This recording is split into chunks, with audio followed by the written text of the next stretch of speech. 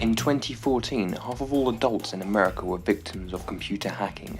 Snapchat saw 5 million accounts become compromised. Sony saw 100 terabytes of data stolen.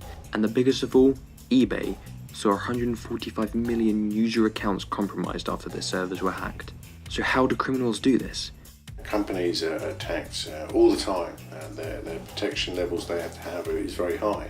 So every single company is always being scanned to see if they've got any vulnerable entry points that hackers can use. The current kind of three popular ways that we're seeing activity against organisations are brute force attacks, so breaking passwords or sniffing passwords. They get those passwords and they log onto our systems, and sometimes we don't know about it. Distributed denial of service, where they'll flood our network with lots and lots of traffic that our systems can't cope and they fall over. So one of the other ways is what we refer to as phishing. If you get an email that you don't recognise and it's got a link, you must not click there. It's just throwing out an email, seeing if someone will click on it, and then that takes them to a hacker's website. They'll either put some virus software on your PC, or it will create a connection between your PC and the hacker's PC, and they'll use that to take information or to look at what you're doing, and so they can pick up passwords as you type them into the keyboard.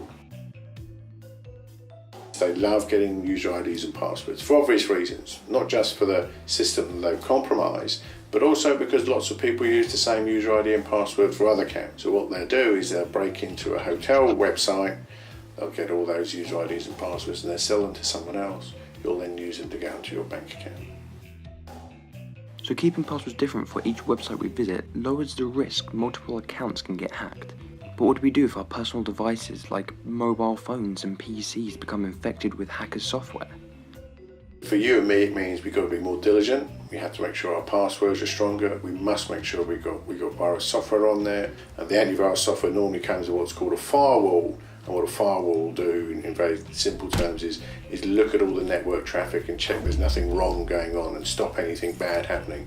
We must make sure that websites we're going to are legitimate, so you don't go to someone you think is eBay, you go to eBay by typing in the address yourself. It is also important to remember to keep all software up to date. Flaws are constantly being found in software people use every day.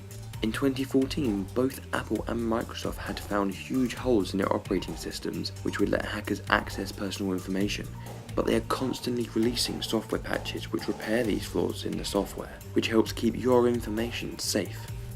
So using antivirus software, varying the passwords for our online accounts, not using links contained in our emails, and keeping software up to date can help protect all of our information from hackers.